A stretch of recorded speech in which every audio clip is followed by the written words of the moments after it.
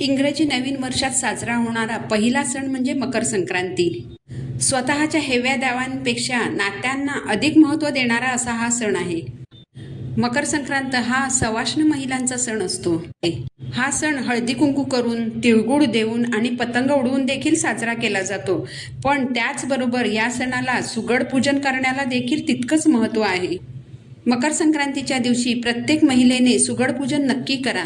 या दिवशी सुगड पूजन करून महिला एकमेकींना वाण देतात. संक्रांतीला सुगड पूजन केल्याशिवाय संक्रांतीची पूजा पूर्ण होत नाही. या थंडीच्या दिवसांमध्ये शेतामध्ये जी जी पिकं निघतात ती मातीच्या सुगडांमध्ये भरून त्यांची पूजा केली जाते. यालाच आपण सुगड पूजन म्हणतो. ही जी मातीची सुगड असतात त्याला काही ठिकाणी मातीची बोळकी म्हणतात, काही ठिकाणी खण म्हणतात, तर काही जण सुगट म्हणतात. सुगट म्हणजे सुगटीत असा घट असंही म्हटलं जातं. अखंड सौभाग्य लाभण्यासाठी आपल्याला हे सुगड पूजन करायचं आहे. तर सुगड पूजन कसं करावं हे आज मी तुम्हाला या व्हिडिओमधून दाखवणार आहे. 14 जानेवारी 2025 रोजी मंगळवारी मकर संक्रांत आहे. सगळ्यात पहिलं म्हणजे सकाळी लवकर उठून पाण्यामध्ये तीळ टाकून त्या पाण्याने स्नान करायचं आहे. यानंतर सूर्यदेवांना अर्घ्य द्यायचं आहे. पाण्यामध्ये तीळ, हळद कुंकू, अक्षता, फूल टाकून सूर्यदेवांना अर्घ्य द्यायचं आहे. हा एकमेव असा सण आहे की तुम्ही काळी साडी नेसून पूजा करू शकता. आता पूजा कशी करायची हे मी तुम्हाला थोडक्यात दाखवते. तर ही पूजा तुम्ही सकाळी शक्यतो लवकर मांडायची आहे, कारण ही पूजा आपल्याला दिवसभर झाकून ठेवायची असते. या पूजेसाठी अगदी थोडा वेळ लागतो आणि अगदी थोडीच जागा लागते. जर तुम्ही देव्हाऱ्याच्या समोर किंवा देव्हाऱ्याच्या बाजूला थोडीशी जागा असेल तर तिथे ही पूजा मांडू शकता. पूजेसाठी एक पाट किंवा चौरंग घेऊन त्यावर वस्त्र अंथरून घ्या. या पूजेसाठी आपल्याला मातीची सुगड घ्यायची आहे. ही सुगड लाल रंगाची देखील असतात, त्याचबरोबर काळ्या रंगाचीही असतात. तुम्ही कोणत्याही रंगाची सुगड घेऊ शकता, फक्त घेताना ती व्यवस्थित बघून घ्या. तर ही सुगड मातीची असावी, टक्के उडालेली वगैरे घेऊ नका. तसेच ही सुगड तांदळावर ठेवल्यानंतर ती त्यावर व्यवस्थित राहायला हवीत, म्हणजेच सुगडांचा बेस बघून घ्या. तर ही जी सुगड आहेत यांची आपल्याला पूजा करायची आहे. आपल्याला मातीची 5 बोळकी लागणार आहेत. तर ही बोळकी व्यवस्थित पुसून घ्या. सुगड बाजारातून आणल्यानंतर धुवायची नसतात, कारण आपल्याला कोरे सुगड पुजायचे असतात. सुगड पुसून घ्या आणि बाहेरून हळद कुंकू लावून घ्या. सुगडांच्या गळ्याशी धागा बांधून घ्या. तुम्ही 4 पदरी सफेद धागाही बांधू शकता किंवा मग तुम्ही कलावा बांधू शकता. कलावा हा 4 पदरीच असतो. पूजा करण्यासाठी सगळ्यात पहिलं आपल्याला दिवा लावून घ्यायचा आहे. सुगडांमध्ये काय काय भरायचं आहे ते मी सामान इथे घेतलेलं आहे. तर याच्यामध्ये ऊसाचे तुकडे, गाजराचे तुकडे, बोरं, घेवड्याच्या शेंगा, वाटाण्याच्या शेंगा, तिळगुळ ज्याला पांढरा हलवा असंही म्हटलं जातं, तिळाचे लाडू, तुम्ही गव्हाच्या लोंब्या, ज्वारीचा हुरडाही टाकू शकता. पूजा करण्यासाठी सगळ्यात पहिला आपल्याला दिवा लावून घ्यायचा आहे. चौरंगावर थोडेसे तांदूळ ठेवून त्यावर दिवा ठेवा. दिव्याला हळद कुंकू लावा, फूल अर्पण करा, अक्षता अर्पण करा. यानंतर गणपती बाप्पांची स्थापना करून घ्या. तुम्ही जर अगोदरच देवपूजा केलेली असेल तर त्यात गणपती पूजन हे आपसुकच होऊन जातं. तामणामध्ये गणपती बाप्पांची मूर्ती घ्या. मूर्ती जर नसेल तुमच्याकडे तर तुम्ही सुपारी स्वरूप गणपतीची स्थापना केली तरी चालेल. प्रथम 5 वेळा पाण्याने अभिषेक करा. ओम गम गणपते नमः असं म्हणत पाण्याने अभिषेक करा. त्यानंतर 5 वेळेस दुधाने, मग परत पाण्याने असा अभिषेक करा. ओम गम गणपतये नमः म्हणत अभिषेक करून घ्या. यानंतर मूर्ती स्वच्छ पुसून चौरंगावर त्याची स्थापना करा.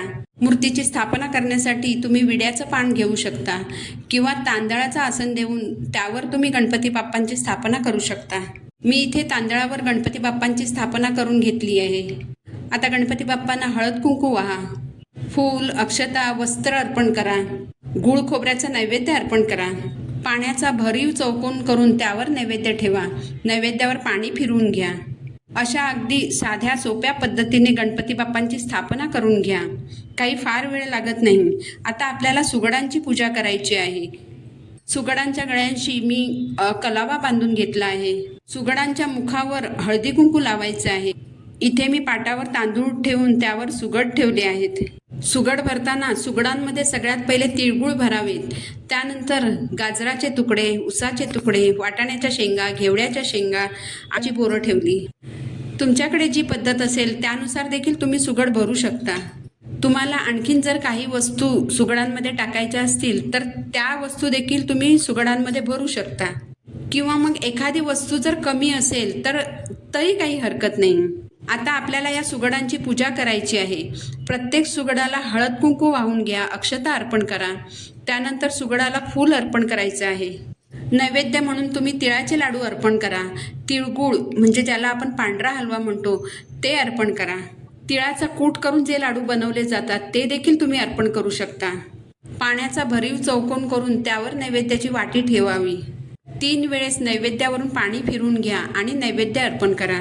बऱ्याच घरांमध्ये या दिवशी पुरणपोळीचा नैवेद्य दाखवला जातो, पण जेव्हा तुम्ही पूजा करणार आहात त्यावेळेस पूजा केल्यानंतर आपल्याला कमीत कमी तिळगुळाचा नैवेद्य आणि गणपती बाप्पांना गुळ खोबऱ्याचा नैवेद्य अर्पण करायचा आहे.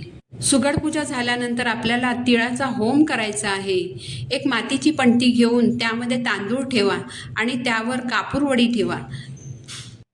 कापरावर तीळ टाका आणि कापूर प्रज्वलित करा आणि त्याचा होम करा. याला तिळाचा होम असं म्हणतात. फार काही करावं लागत नाही यासाठी. सुगड पूजन करून झाल्यानंतर 2 ते 3 तासांनी ही पूजा तुम्हाला झाकून ठेवायची आहे. आपलं वाण दुसऱ्यांना दिसणार नाही अशा पद्धतीने तुम्हाला ते झाकून ठेवायचं आहे. 5ही सुगड झाकून दुसऱ्या दिवसापर्यंत तशीच ठेवायची आहेत. पूजा झाल्यानंतर 2-3 तास उघडी ठेवा, त्यानंतर झाकून ठेवा. दुसऱ्या दिवशी याची उत्तर पूजा करायची असते. सुगड पूजा त्याच दिवशी उचलायची नाही, दुसऱ्या दिवशी उचलायची आहे. उत्तर पूजा करून झाल्यानंतरच पूजा उचलायची आहे. पण संक्रांतीच्या दुसऱ्या दिवशी किंक्रांत म्हणजे करी दिन आहे, तर दुसऱ्या दिवशी तुम्ही पूजा उचलून घ्या, पण सुगड मात्र तशीच ठेवा. 14 तारीखला मकर संक्रांती, 15 तारीखला करी दिन, मग 16 तारीखला हे सुगड तुम्ही इतर सवाष्णींना वाण म्हणून देऊ शकता. एक सुगड तुमच्या देवघरात तुमच्या कुळदेवीसाठी ठेवा. एक सुगड तुम्ही तुळशीला ठेवा. उरलेली 3 सुगड जी असतात तुमच्या आजूबाजूच्या सवाष्ण ज्या तुमच्याकडे हळदी कुंकवासाठी येणार असतील तर त्यांना द्यायचं आहे. सवाष्ण महिला नाही मिळाली तर देवघरात ठेवा. त्यातल्या वस्तू तुम्ही घरातील सर्व मंडळींनी प्रसाद म्हणून ग्रहण करा. तर असं हे सुगड पूजन अगदी साधं आणि सोपं आहे. अखंड सौभाग्य लाभण्यासाठी सुगड पूजन नक्की करा. प्रत्येक महिलेने करा. एका घरात जर सासू आणि सून अशा 2 जणी असतील तर दोघींनी सेपरेट 5-5 सुगड पूजायची आहेत. म्हणजेच तुम्ही चौरंगावर एकच पूजा मांडली तरी चालेल, पण चौरंगावर सुगड मांडताना सासूसाठी 5 सुगड आणि सुनेसाठी 5 सुगड अशी 10 सुगड मांडायची आहेत. असं करू नका की सासूने 5 सुगड मांडून त्याची पूजा केली आणि सुनेने फक्त हळद कुंकू वाहून त्याच सुगडांना पाया पडला. असं करू नका, कारण ही पूजा अखंड सौभाग्यासाठी केली जाते.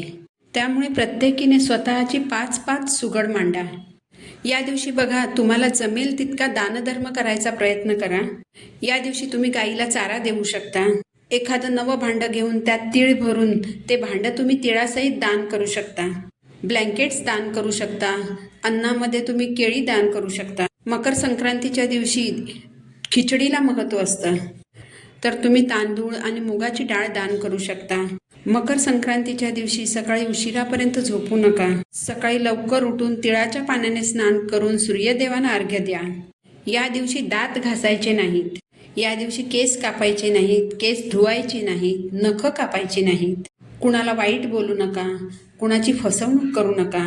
मांसाहार करू नका. अंमली पदार्थांचं सेवन करू नका.